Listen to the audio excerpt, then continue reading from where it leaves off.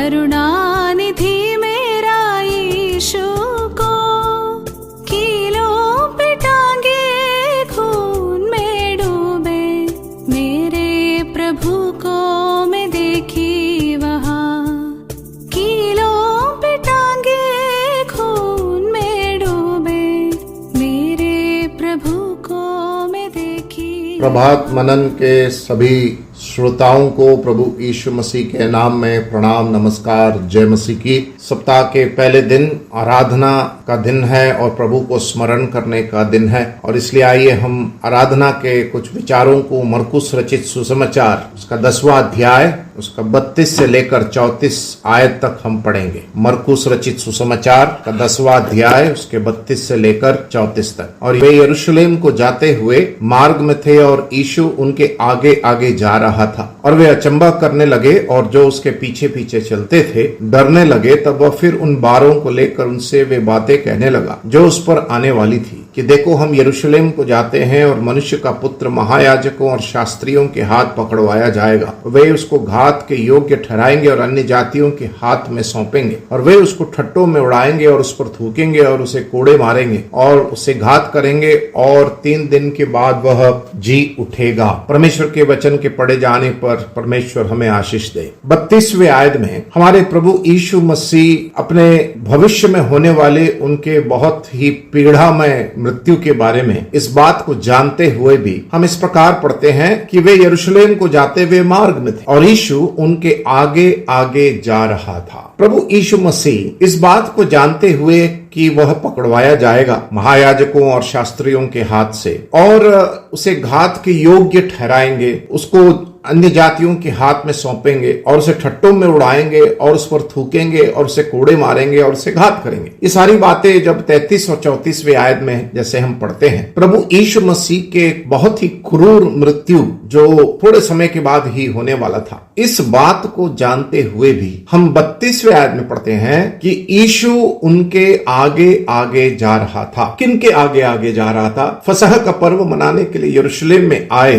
बहुत बड़ी भीड़ के आगे आगे जा रहा था। और उसके बाद हम पढ़ते हैं 32 के आखिरी भाग में, और जो प्रभु यीशु मसीह के पीछे थे वे अचंभा करने लगे। जो भीड़ उसके पीछे थी वे अचंभा करने लगे, और उसके पीछे पीछे जो चलते थे वो डरने लगे। जिसको डरना था वो आगे आगे चल रहा था, जिसको नहीं डरना था वो पीछे पीछे चल रहा था। ये हमारे प्रभु यीशु मसीह के उस स्वभाव को दिखाता है। पिता परमेश्वर की इच्छा को पूरी करने के लिए, अर्थात हम जैसे नालायक नाचीज पापियों के लिए इस संसार में उस क्रूर मृत्यु को सूली पर सहकर तीसरे दिन जी उठने के लिए जो प्रभु यीशु मसीह तैयार होकर इस संसार में मनुष्य का रूप धारण किए थे, वो प्रभु यीशु मसीह हमारे लिए आगे आगे चल रहा था। हम लोग तो डरने वाले लोग थे, हम लोग तो अचंभा करने वाले लोग थे, हम लोग तो मृत्यु से डरने वाले लोग थे, हम तो श्राप, दंड, मृत्यु, न्याय, नरक, शैतान इन इत्यादि के योग्य लोग थे। लेकिन हमें बचाने के लिए, हमें उस अनंत जीवन देने के लिए, हमें स्वर्ग का अधिकारी और स्वर्गीय आशीषों का भागीदार बनाने के लिए प्रभु यीशु मसीह आगे आगे चल रहा था। और उसके बाद 32 के आखिरी भाग में जब हम पढ़ते हैं, तब फिर उन 12 को लेकर उनसे बातें कहने लगा जो उस पर आने वाले थी। सबसे पहले भीड़ के आगे आगे चल रहा था, भीड़ अचंभा होने लगी, भीड़ डरने लगी, और उसके बाद प्रभु यीशु मसीह अपने 12 शागिर्दों को वो लेते हैं और उस पर आने वाली पीड़ा के संबंध में उनको सिखाने लगा। और वो कहने लगा कि देखो, यरूशलेम को हम जाते हैं और मनुष्य का पुत्र किस प्रकार महायाजकों और शास्त्रियों के हाथ पकड़वाया जाएगा। भविष्य में उसके मृत्यु संबंधित उस बारीकी, सारे व्यापक विवरण को प्रभु यीशु मसीह अच्छी तरह जानते थे, और इसीलिए पुराने नियम में ही भविष्यद्वक्ताओं ने उस प्रकार की क्रूर मृत्यु की भविष्यवाणी कर दी थी। और प्रभु यीशु मसीह उस भविष्यवाणी के आधार पर उस मृत्यु को सहने के लिए, मृत्यु तक आज्ञाकारी रहने के लिए वो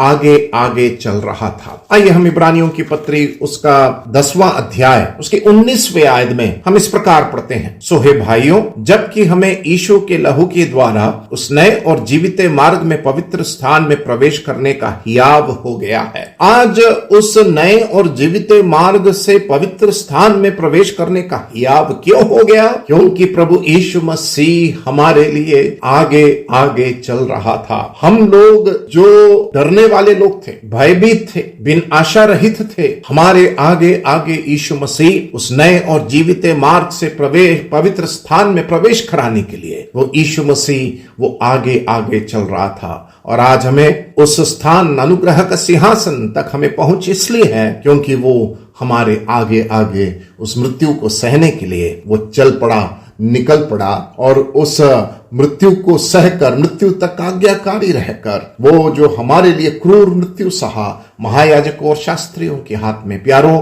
मेरी आवाज को सुनने वाले भाइयों बहनों, वो प्रभु सब कुछ हमारे लिए किया, हमारे उद्धार के लिए, प्राणों का उद्धार के लिए, हमारे मुक्ति के लिए वो उस क्रूस पर उस क्रूर निंदनात्मक मृत्यु सहकर उसको गाड़ा गया, वो तीसरे दिन जी उठा। आज हम जीवित प्रभु यीशु मसीह की आराधना करते हैं। आइए हम उस नए और जीवित मार्ग के द्वारा जो हमें पवित्र स्थान में प्रवेश करने का हियाव हुआ है, आइए हम परमेश्वर की आराधना करें, स्तुति करें और हम प्रभु से कहें, हे प्रभु, हम आपसे प्रेम करते हैं क्योंकि आप हमारे लिए उस मृत्यु को सहने के लिए आगे आगे चलते गए। परमेश्वर के बड़े नाम की तारीफ। सूली से उसने जब देखा मुझे, प्यार से बुलाया अपने करीब। सूली से उसने जब देखा मुझे, प्यार से बुलाया अपने करीब। आवाज उसकी बोली है मुझसे, करती हो तुम मुझसे प्यार। आवाज उसकी